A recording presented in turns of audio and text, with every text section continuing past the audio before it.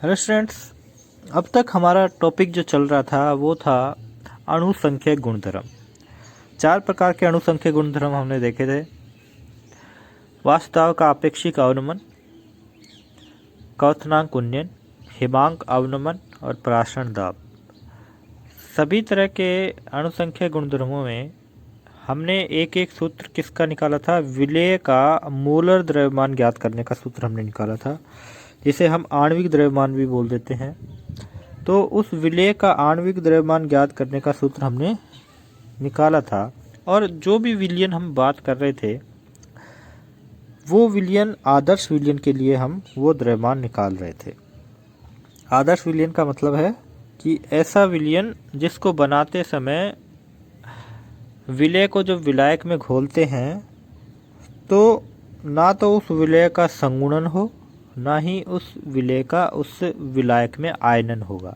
यानी कि एक अणु को हमने विलेय के अणु को विलायक में घोला है तो वो सिर्फ उस विलायक में जाकर घुलता जरूर है, लेकिन वो टूटता नहीं है, ना ही वो दूसरे अणु के साथ जाकर जुड़ जाता है। यानी कि पहले तो अणु अलग अलग थे, लेकिन जैसे ही विलायक में डाले तो विलेय के अणु आपस में जुड़ गए। ऐसी क्रिया भी नहीं होनी चाहिए।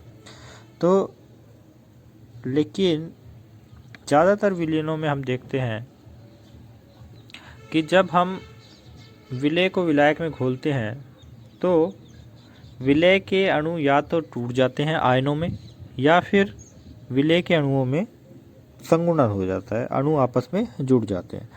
तो फिर जो मोलर द्रव्यमान ज्ञात करने के सूत्र हमने पढ़े हैं वो उसमें कुछ परिवर्तन आएगा, यानी कि मोलर द्रव्यमान बदल जाएंगे, और वही से ये टॉपिक लिया गया है असामान्य आणविक द्रव्यमान। यानी कि असामान्य आणविक द्रव्यमान क्यों प्राप्त होते हैं और उन्हें प्राप्त करने के लिए, सही मोलर द्रव्यमान प्राप्त करने के लिए फिर हमें क्या करना होगा अगर आयनन या संगुणन होता है। तो पहला टॉपिक देखते हैं। किसी शुद्ध विलायक में विलेय पदार्थ घोलने के पश्चात बने विलयन में विलेय कणों का संगुणन अथवा वियोजन हो जाने से उनके प्रेक्षित मोलर द्रव्यमान तथा सैद्धांतिक मोलर द्रव्यमान का मान भिन्न भिन्न प्राप्त होता है। इसे ही असामान्य मोलर द्रव्यमान कहते हैं। और इसे फिर सर्वप्रथम वान हाफ नामक वैज्ञानिक ने समझाया है, इसलिए वान हाफ गुणांक से भी प्रदर्शित इसे किया जाता है। वान हाफ गुणांक क्या होगा, जिसे आई से प्रदर्शित कर रहे हैं। जो भी अणुसंख्यक गुणधर्म हमने पढ़े हैं 4 प्रकार के, उनके प्रेक्षित मान का मतलब है कि जो हम प्रैक्टिकल के थ्रू उनके मान निकाल रहे हैं अणुसंख्यक गुणधर्मों के, और सैद्धांतिक मान जो कि हमारे अनुसार होने चाहिए सैद्धांतिक रूप से। अगर हम बिना कैलकुलेट करे सिर्फ हम उसके फॉर्मूले से जो मान प्राप्त कर रहे हैं वो सैद्धांतिक मान होगा। यानी कि पहले से जो फिक्स मान है कि इतना ही प्राप्त होना चाहिए, सैद्धांतिक रूप से वही मान प्राप्त जब होता है तो वो सैद्धांतिक मान कहलाता है। प्रेक्षित मान हम प्रैक्टिकल करके निकालते हैं, वो प्रेक्षित मान होगा। और जब प्रेक्षित मान में सैद्धांतिक मान का भाग देंगे और वैल्यू 1 प्राप्त हुई है तो इसका मतलब दोनों ही मान समान है। सैद्धांतिक और प्रेक्षित मान क्या है? समान है। इसका मतलब ना तो संगुणन हुआ है ना ही आयनन हुआ है। तो वान हाफ गुणांक आई का मान 1 अगर प्राप्त होगा तो ऐसा विलयन आदर्श विलयन होगा, तब तो कोई दिक्कत है ही नहीं। लेकिन जब इनमें अंतर होगा तो फिर इसका मतलब या तो आयनन हुआ है या संगुणन हुआ है। तो देखिए आई का मान या तो आएगा पॉजिटिव या फिर आएगा नेगेटिव, या तो 1 से ज़्यादा आएगा या फिर 1 से कम आएगा। कब 1 से ज़्यादा आता है, कब 1 से कम आता है, ये भी देखेंगे। पहले ये देख लेते हैं कि कैसे आई का मान हम निकालते हैं जब वान हाफ गुणांक का मान यहाँ से पूछा जाता है। वैसे तो हो सकता है ये टॉपिक आपके सिलेबस से हटा दिया जाए, लेकिन इसको देखना ज़रूरी है, इसलिए हमारे पास अभी समय है तो इस टॉपिक को भी देख लेते हैं। तो जैसे कि अणुसंख्यक गुणधर्म था, सबसे पहला ही वास्तव का अवनमन, तब प्रेक्षित मान में उसके सैद्धांतिक मान का भाग दिया तो वो भी आई का वैल्यू होगी इसके लिए। क्वथनांक उन्नयन के प्रेक्षित मान में क्वथनांक उन्नयन के सैद्धांतिक मान का भाग दिया तो भी हमें आई की वैल्यू प्राप्त हो जाएगी। जब बात कर रहे हैं हिमांक अवनमन की, तो हिमांक अवनमन के प्रेक्षित मान में हिमांक अवनमन के सैद्धांतिक मान का भाग दिया तो भी आई का मान प्राप्त होगा। और जब बात कर रहे हैं प्रासरण दाब की, तो प्रासरण दाब के प्रेक्षित मान में प्रासरण दाब के सैद्धांतिक मान का भाग दिया तो आई का मान प्राप्त हो जाएगा। लेकिन देखिए यहाँ इस सूत्र में एक चीज़ और मैं ऐड करना चाहूँगा कि जब अणुभार की बात आती है तो इसमें उल्टा होगा। अणुभार के लिए आई का मान जब ज्ञात करेंगे तो बराबर में मैं कह सकता हूँ अणुभार का सैद्धांतिक मान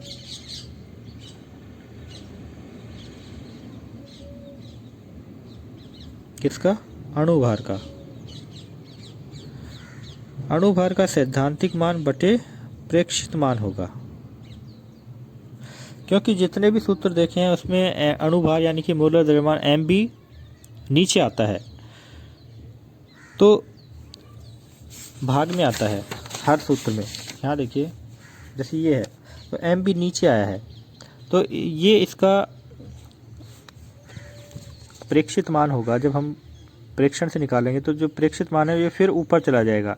प्रेक्षित मान में सैद्धांतिक मान का भाग देंगे। देखिए ये क्या है, प्रेक्षित मान है पाई का, पराशर दाब का, और इसका सैद्धांतिक मान का भाग इसमें नीचे भाग सैद्धांतिक मान का देंगे। तो देखिए ये प्रेक्षित मान नीचे आ जाएगा, एम बी नीचे आ जाएगा, और सैद्धांतिक मान का जो Mb था वो ऊपर चला जाएगा। तो अणुभार का सैद्धांतिक मान ऊपर चला जाएगा और प्रेक्षित मान नीचे आ जाएगा। आप इस बात को समझ गए होंगे कि हर सूत्र में चाहे क्वथनांक उन्नयन का हो, चाहे हिमांक अवनमन का हो, चाहे प्रासरण दाब का आपेक्षिक अवनमन हो, उसमें सभी में Mb का जब मान ज्ञात करते हैं तो वो नीचे चला जाता है, इसलिए प्रेक्षित मान नीचे रह जाएगा और अणुभार का सैद्धांतिक मान ऊपर आ जाएगा। तो तब आई का मान हम प्राप्त करेंगे। आई का मान 1 से ज़्यादा कब प्राप्त होगा, जब विलेय का आयनन होगा। विलायक में विलेय का आयनन हो जाएगा तो आई का मान 1 से ज़्यादा प्राप्त होगा। यानी कि प्रेक्षित मान आयनन हो गया तो प्रेक्षित मान ज़्यादा प्राप्त हुआ और सैद्धांतिक मान कम हो रह गया। जो हम मान रहे थे वो नहीं है, उससे ज़्यादा प्राप्त हो रहा है प्रेक्षित, क्योंकि आयनन हो रहा है, अणुओं की संख्या बढ़ रही है, तो आई का मान 1 से ज़्यादा होगा। और ये वैल्यू जब ज़्यादा होगी, ये कम होगी, तो आई का मान 1 से कम होगा। यानी कि असंगुणन हो गया अणुओं का। सैद्धांतिक जो मान हम मान रहे थे उससे कम मान प्राप्त होता है प्रेक्षित। ये मान कम होगा, ये ज़्यादा होगा, तो आई का मान 1 से कम होगा। इसका मतलब विलेय के अणुओं का संगुणन हुआ है, तब आई का मान 1 से कम होता है। तो यहाँ से भी क्वेश्चन बन सकता है कि कब संगुणन होता है तो आई का मान 1 से ज़्यादा होगा या कम होगा, ये बताना होता है आपको, या फिर आई का मान निकलवाया जाता है। तो यहाँ देखिए ज़्यादातर जो सूत्र हैं, अब हमें थोड़ा थोड़ा परिवर्तन करना पड़ेगा। अगर संगुणन या आयनन हुआ है तो फिर वाष्प दाब का आपेक्षिक अवनमन के लिए जो सूत्र था Pa0 minus Pa/Pa0 is equal to XB था। अब इस XB को I से गुणा करना पड़ेगा, क्योंकि या तो विलयन में अणु का संगुणन हुआ है या आयनन हुआ है। तो पहले I का मान ज्ञात करेंगे। ये सिर्फ न्यूमेरिकल वैल्यूज़ के लिए हैं कि कोई न्यूमेरिकल आया है तो उसमें सैद्धांतिक मान आपको दिए जाएगा और प्रेक्षित आपको निकालना होगा। फिर आपको उसके लिए आई का मान ज्ञात करना पड़ेगा। ऐसे ही क्वथनांक उन्नयन के लिए जो सूत्र था हमारा delta TB is equal to KBM, तो उसके साथ आई डेल्टा, अब क्वथनांक उन्नयन ज्ञात करने के लिए KBM के साथ आई का गुणा होगा, यानी कि 1/2 गुणांक गुणा करना पड़ेगा, तब जाके क्वथनांक उन्नयन हम निकाल पाएंगे। हिमांक अवनमन में भी थोड़ा सा परिवर्तन सूत्र में होगा। तो इससे देखिए या तो न्यूमेरिकल बनता है या फिर क्वेश्चन आएगा कि यदि विलेय का विलायक में संगुणन या आयनन होता है तो फिर हिमांक अवनमन के लिए सूत्र क्या होगा। जो पहला सूत्र था उसी में ही आई से गुणा कर देंगे बस, ठीक है। ऐसे ही प्रासरण दाब पाई बराबर CRT होता है, लेकिन यदि विलेय का संगुणन या आयनन हो रहा है तो फिर ICRT सूत्र होगा। इस तरह के प्रश्न हम देखेंगे भी तो ज़्यादा इजीली समझ में आएगा। और आयनन या वियोजन की मात्रा निकालने के लिए हम दो सूत्र बनाएंगे। पहले आयनन की मात्रा और वान हाफ गुणांक में क्या संबंध है, यानी कि वान हाफ गुणांक दे रखा है और आयनन की मात्रा पूछी है, तो उसके लिए ये जो सूत्र है ये हम कैसे निकालते हैं। हम क्या करते हैं, हम एक सामान्य अभिक्रिया देखते हैं जिसमें विलय का A मोल विलयन में घुला है और जब घुलने के बाद वो विलय के NB मोल हो गए हैं, यानी कि आयनन हुआ है, तो NB मोल हो गए हैं विलय के घुलने के बाद। यानी कि प्रारंभ में मोल 1 था और जब घुला नहीं था तो 0 थे मोल प्रारंभ में। ये तो 1 मोल था और जो विलयन है उसमें अभी तक घुला नहीं है तो 0 मोल दिखा रखे हैं। लेकिन आयनन के बाद यानी कि X मोल अणुओं का आयनन हो गया है, तो देखिए प्रारंभ में जितने मोल थे उसमें से X का आयनन हो गया है तो 1 - X, ठीक है। और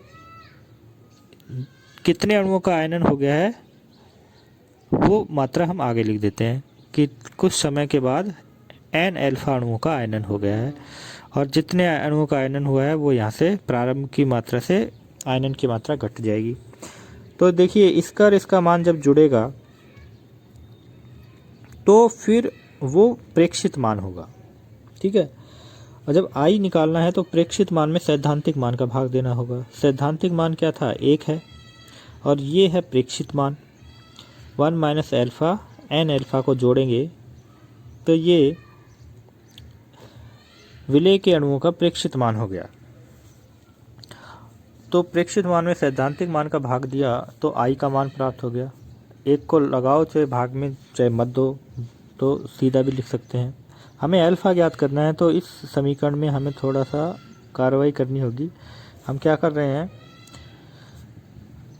इस 1 को इधर ले गए तो ये I के साथ माइनस में हो गया, तो यहाँ क्या बचा, N अल्फा माइनस अल्फा। ये माइनस अल्फा जो बचा था इसको हम पीछे ले गए N अल्फा के, यहाँ अल्फा कॉमन लिया तो ये N - 1 हो गया।